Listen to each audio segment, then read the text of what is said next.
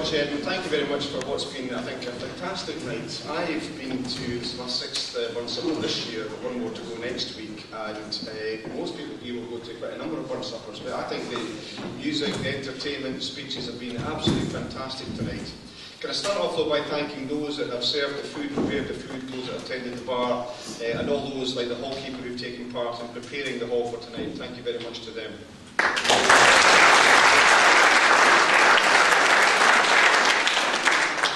Can I also mention our piper tonight, who was just about to sit down and was told to get out of his seat and then I think he was threatened with having to appear in Davy Crockett uniform next to him by our chair tonight. But thank you very much to Kenny Forsyth for piping in.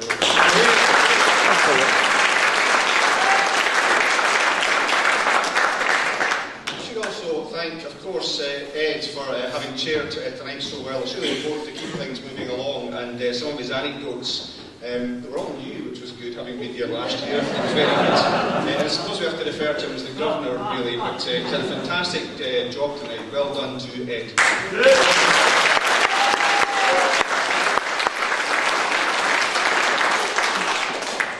The immortal memory, I think, is a difficult thing to prepare for. I did a couple last week, and I know that they can vary tremendously in terms of the themes which they tend to concentrate on. But I thought tonight was, for me, certainly very educational. A lot of facts which I didn't know about Burns, and also both a philosophical and a historical approach to Burns. I think perhaps the thing that struck me most was the phrase which Graham had mentioned about how Burns was described by somebody having a most enthusiastic heart of love, which I thought was a fantastic phrase, and does sum up a great deal about Burns, but also by setting it in the context of Burns' time with the American Revolution, the French Revolution, the ideals, the rights of man by Thomas Paine and Montesquieu and others. I thought setting it in that context, but still concentrating very much on Burns himself, and also trying to debunk some of the myths about Burns as being, for example, a heavy drinker. I thought it was a tremendous immortal memory, and I learned a great deal from it, so thank you very much, Graham.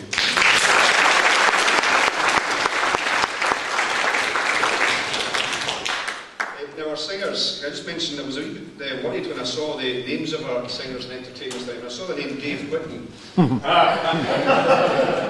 thought we'd seen the last of that person. No relation. No relation. But that's unfair on David Whitten, who's always very courteous to me. But I thought that the entertainment tonight was absolutely superb. The singing, the music was just spot on, and also some of the introductions to the music that we had from David. Absolutely brilliant. And what was different from many Burns Suppers, which certainly I've been to, was the eagerness of the entertainers to involve everybody in that process, which really adds to the night, I think. So well done to all the entertainers. Thank you very much.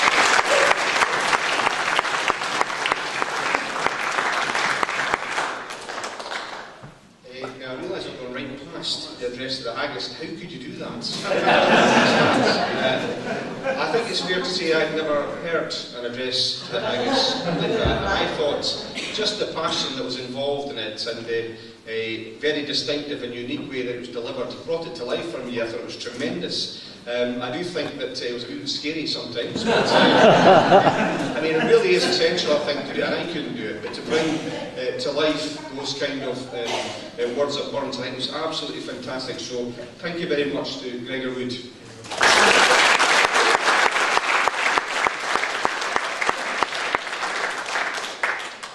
I think the same could be said for what was a fantastic Tam O'Shanter. I was going to say it was the best Tam O'Shanter I've ever heard, but of course I heard Graham last year. So one of the best Tam O'Shanters I've ever heard. Oh, Graham says the best one that he's heard.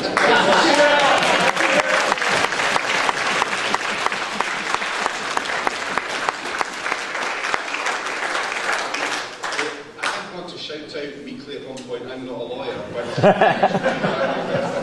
it was absolutely fantastic, and I think it was partly so because of Stuart's theatrical ability as well, bringing it to life in the way that he did.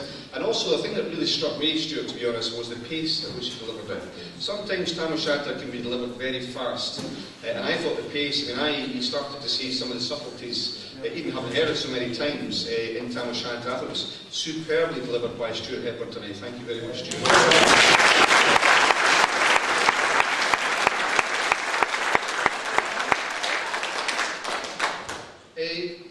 McCaskill's toast to Scotland, I thought was great. Kenny will be known to many people, certainly in the SNP, as having been, not least, I'm in Scotland and 5 candidate for the European Parliament in the past, so he's certainly somebody that knows this area.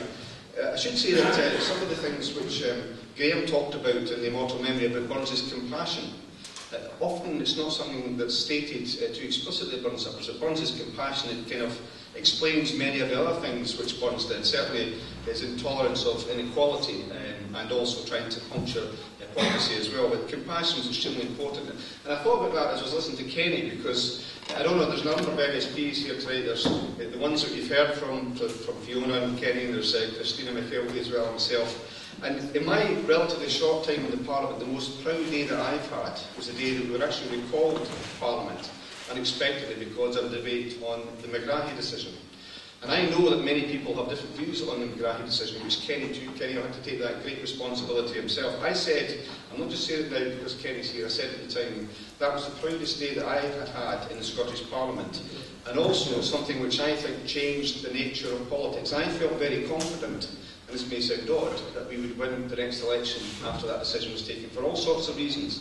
Even those people that might not have agreed with the decision realised we had a government that was willing to act according to Scottish values, and also to take a very difficult decision, and also stand up to some very powerful people as well. So I think Kenny exemplified that when he talked about his experience of different Scottish societies around the world. And I think that compassion is not peculiarly Scottish, but it's something we can all recognise in Scotland. And I thought it was an excellent toast of Scotland from Kenny McCaskill.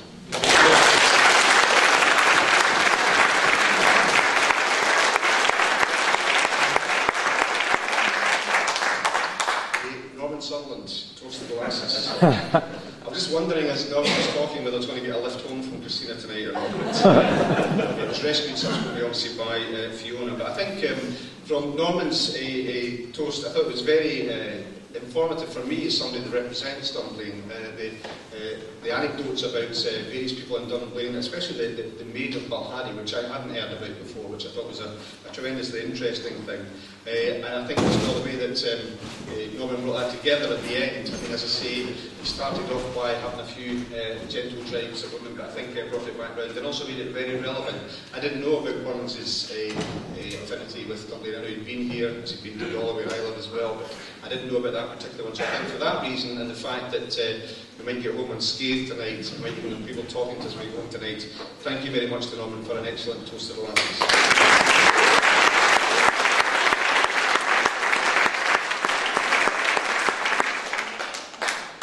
Fiona Hislop is one of the various cabinet secretaries that I have served under. There's also been John Swinney, Alec Neil, and Mike Russell, and then Nicola Sturgeon. And that was the first time I had a ministerial job, was working with Fiona. I think she was an absolutely tremendous education secretary. I learned a great deal from my time working with Fiona. But it struck me as talking about Burns tonight, that when I'd done an immortal memory last week, I mentioned the fact that the Burns really wasn't this kind of innocent ploughman that was struck by lightning and inspired to do the tremendous things which he did. He was somebody that did what he did because he had an education. And Scotland was probably the only country in the world at that time where somebody of Burns' social standing would get a proper education. And he had a free education. Scotland had a free education. And I think under this government, not least under Fiona Hislop, we've returned to the days when in Scotland you can have a free education. And Burns realised, in fact, it was an example of the fact that education liberates. Extremely important. And Fiona's played a huge role in taking on the cause of free education in Scotland, now doing the job of Cabinet Secretary for Culture and External Affairs, as we've heard. And I thought it was a very gentle Robert, the men folk in the room, but it was very well done, and some of her anecdotes, I think, were extremely illuminating. Some of the stuff that she was saying about, for example, Maya Angelou, which was an education to me. So I think it was an excellent toast, reply to the toast of the lasses. Also interesting that many toasts to the lasses were responded to by a toast to the laddies, which is not really essential and it's not really explicable. What it needs to be is a reply to the toast which the lasses have received, which Fiona did tonight and did superbly well. So thank you very much, Fiona.